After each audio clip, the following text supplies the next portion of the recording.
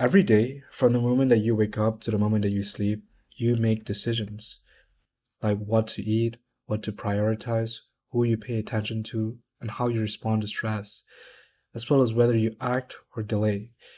These are not trivial, these are the atoms of your life.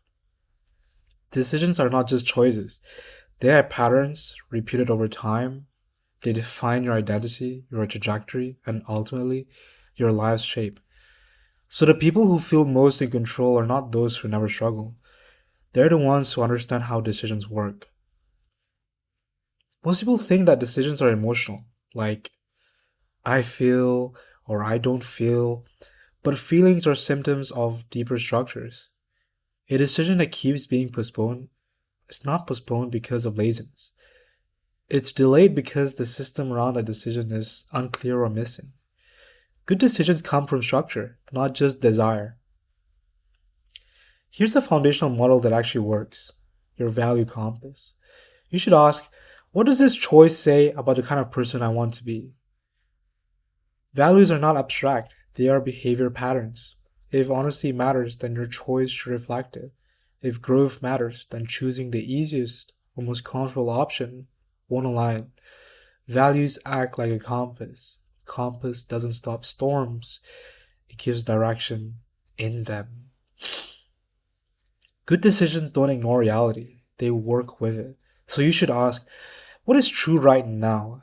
What constraints am I facing? And what outcomes are realistic?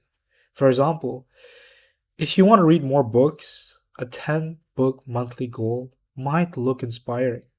But if your schedule only realistically allows 10 minutes a day, the realistic goal becomes sustainable growth, not burnout. This is not playing small.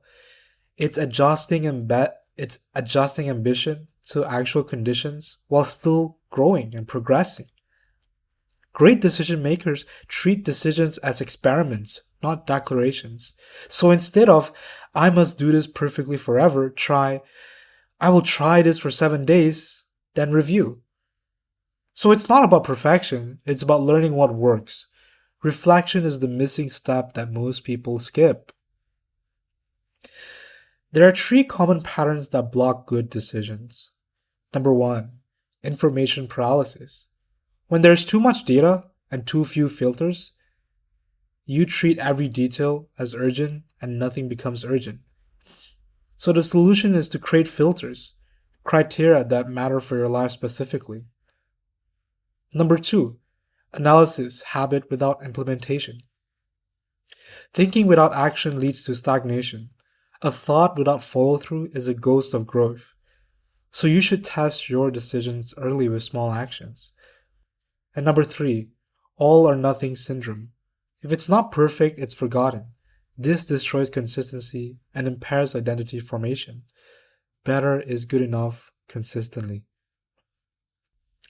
So you should think of life like a landscape with paths. Some are short, some long, some are steep, and some are shallow. Cliff edges are decisions avoided repeatedly. Rocky valleys are decisions made with stress and no clarity. Clear plains are decisions aligned with purpose and structure. The terrain of your life is not random. It reflects repeated decisions made over time, minor and major.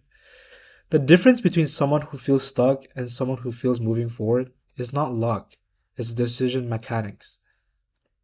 So before a decision, you should pause and ask, which direction does this choice point my life toward?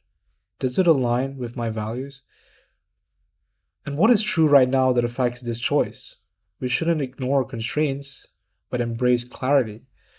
And number three, what small task can I run to start learning before I commit fully? Because growth is adaptive, not binary. This will keep decisions from feeling like mountains and make them feel like steps.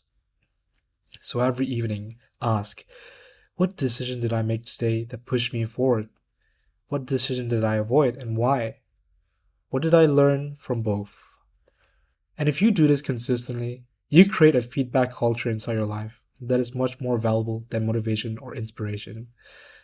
So when your decisions are guided by values, grounded in reality, and tested through small experiments, you stop feeling overwhelmed. You gain a sense of agency. You don't just do things, you build frameworks for how things get done. This is not philosophical fluff.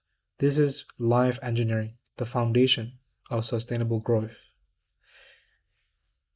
If this resonates, reflect on one decision you're avoiding right now and use this model to start moving again.